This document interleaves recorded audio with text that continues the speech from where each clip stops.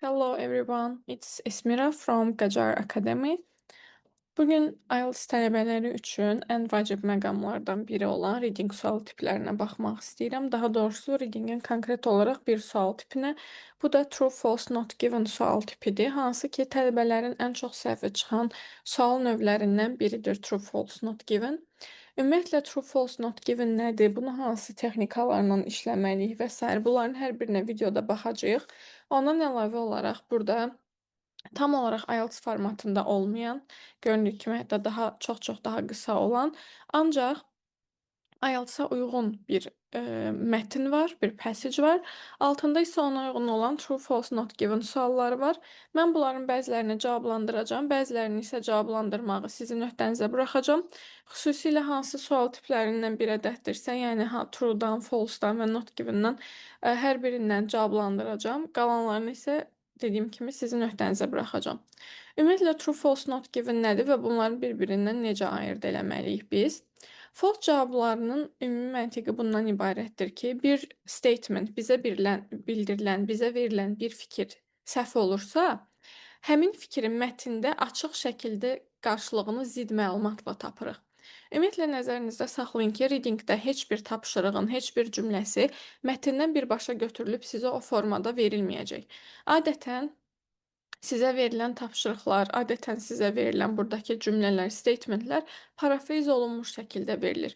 Biz artıq parafraze etməyin nə demək olduğunu writing mövzularından birində, writing dərslərinin birində izah etmişik. Amma təkrar ümumi bir izah vermək üçün deyim ki, parafraze etmək cümlənin mənasını eyni saxlamaqla, cümlədəki sözləri sinonimlərlə əvəz edərək və yaxud da cümlənin strukturunu dəyişərək və ya hər ikisini eyni anda tətbiq edərək cümlənin görünüşünü dəyişdirməkdir.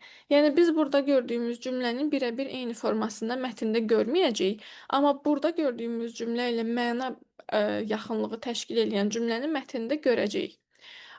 Dediyim kimi, false o halda olur ki, əgər mətnin içərisinə açıq şəkildə həmin cümləyə zidd bir fikir verilirsə və burada statementdə deyilənin tam əksi qeyd olunursa. Suallara baxdıqca daha detallı şəkildə təbii ki, izah eləyəcəm nümunələrlə birlikdə. True cavablarında isə ən asan tapıla bilən cavablardan biri truedur. Çünki sizə verilən buradakı cümləni parafraze olunmuş versiyasını mətndə tapa bilirsinizsə, bildiyiniz sözlər, lexical resource-unuz buna müəyyən qədər kifayət edirsə, yol verirsə, siz artıq cümlənin true olduğunu müəyyənləşdirə biləcəksiniz. Çünki sualdakı fikirlə mətndəki fikir eyni mənanı ifadə edir və birə-bir üst-üstə düşür. Sinonimlər və parafrazlar istifadə edilsə belə fikir dəyişmir. Son olaraq tələbələrin false ilə ən çox qarşılaşdırdığı növ olan not given-a baxacağıq. Not given o zaman olur ki, bizə burada verilən statement mətndə ümumiyyətlə qeyd olunmur və yaxud da bununla bağlı qismən məlumat var, amma sualda əlavə detal verilib. Yəni bu statementdə bizə əlavə bir detal verilib, amma mətndə bizə qismən məlumat verilib.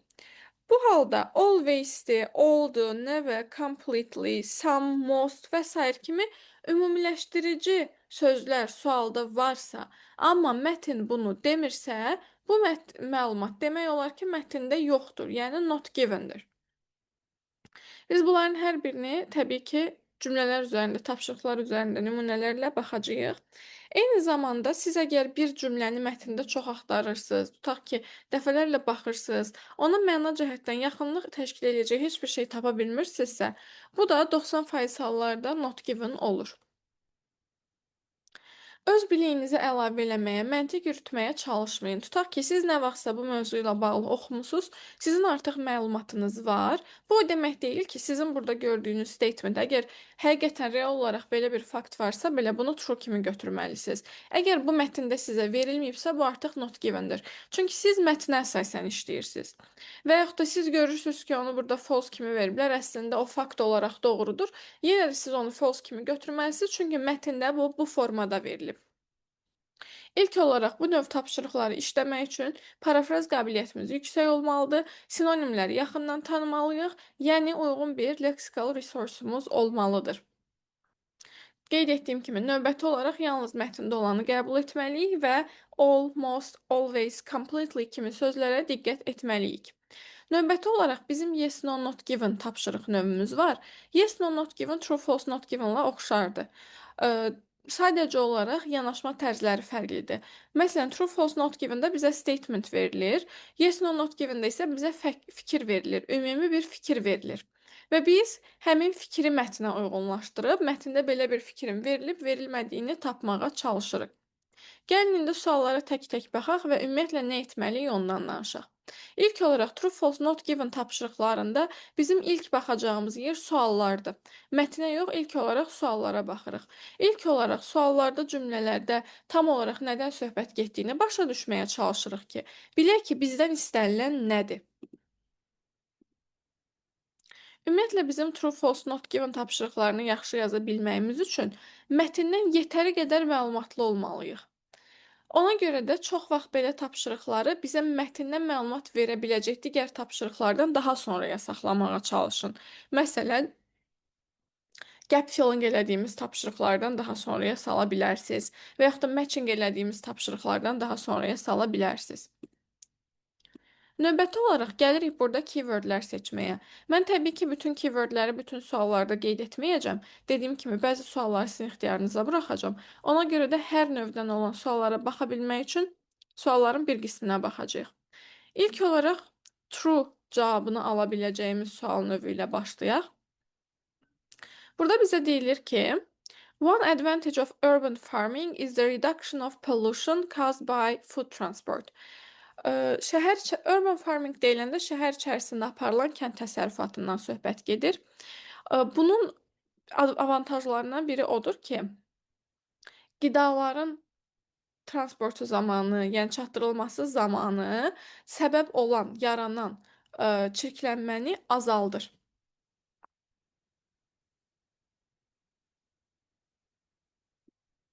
İlk olaraq bunu işarələyək. Növbəti olaraq bunu işarələyək. Daha sonra da bunu işarələyək. Çünki bu one advantage deyəndə bir avantajından danışır. Orada ola bilər ki, təkcə avantajı budur kimi bir fikir qeyd eləmiş olsun. Gəlirik bunu mətndə çək etməyə. Okey. Gəldik mətnə. Bizə ümumiyyətlə mətni burada tam oxumağa hələ ki ehtiyac yoxdur. Biz sadəcə olaraq bizə ehtiyac olan bu transport hissəsini tapmalıyıq. Gərək görək buradan harda danışır. İlk hissəyə baxıram. Siz dayandırıb da baxa bilərsiniz.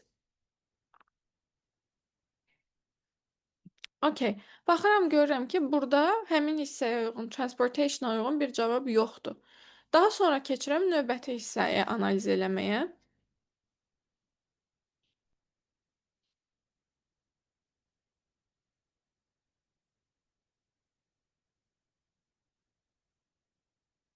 Okey.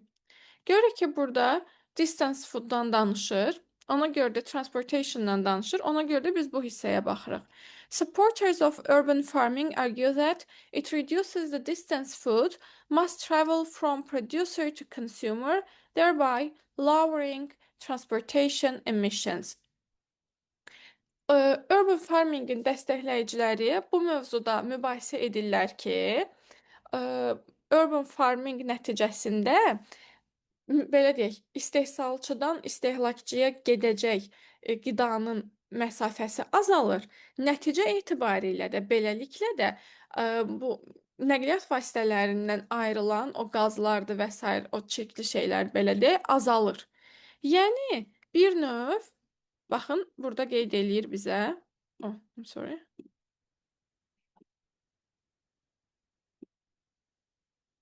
Burada bizə qeyd edir bunu.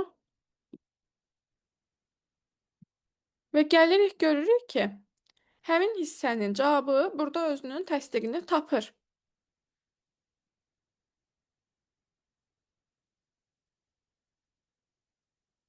Okey. Deməli, mən bunu true olaraq götürə bilərəm. True olan versiyaya baxdıq. Gəlin indi bir yerdə false-a baxaq. İlk cümlədə mənə deyir ki, urban farming is mainly practiced in rural areas. Şəhər içərisindəki kənd təsərrüfatı əsasən şəhərdən kənar, yəni kənd ərazilərində bununla qarşılaşılır, üzləşilir. Praktika olunur şəklində tərcümə olunur, amma biz bunu uyğunlaşdırsaq qarşılaşılır şəklində deyə bilərik. Burada nəyi götürə bilərik? Mainly-ni götürə bilərik. Rural areas götürə bilərik. Gördüyünüz kimi bu fikir bundan əvvəl verilib deyə mənim mətnimdə bu böyük ehtimal ki, ikinci cümlədən əvvəlki hissələrdə, daha doğrusu ikinci statementin cavabını tapdığım hissələrdən əvvəldə olacaq. Deməli, biz qaydırıq bu hissəyə.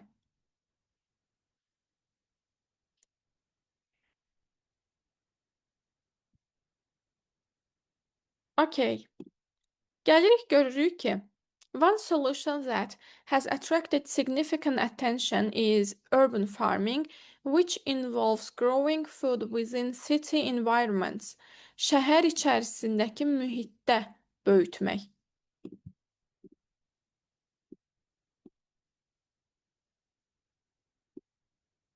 Cümlənin tam mənasına baxaq. Diqqəti şəhər içərisindəki kənd təsərrüfatına çəkən, daha doğrusu bu belə deyək, nəzərə çarpacaq diqqəti çəkən səbəblərdən biri, həll yollarından biri odur ki, ə, həll yollarının birinin içərisinə daxildir. Bu qidaları, ərzaqları şəhər atmosferində, şəhər mühitində böyütmək.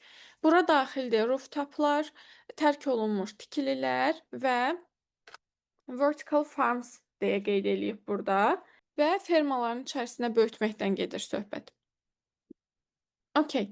Bizə isə deyirdi ki, kənd ərazilərində yerləşir. Yəni, avtomatik olaraq biz görürük ki, bu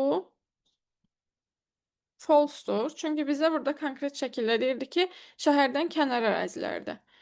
Not given nümunəsinə də baxaq son olaraq. All researchers agree that urban farming improves mental health. Bütün araşdırmaçılar, baxın burada all var. Bayaq nə demişdik? Demişdik not given-də buna diqqət göstərməliyik. Agree that razılaşırlar ki, urban farming mental sağlamlığı yaxşılaşdırır, inkişaf etdirir. Hətta bu hissəni bütövlükdə də götürə bilərik. Və burada razılaşırlar məsələsi var. Bunu da götürə bilərik. Ola bilər ki, onlar razılaşmasınlar. Mətndə bunu da tapa bilərik. Yenə bundan sonra gəldiyinə görə biz baxacağıq bundan sonraki hissələrə. Deməli, bundan sonraya baxmalıyıq.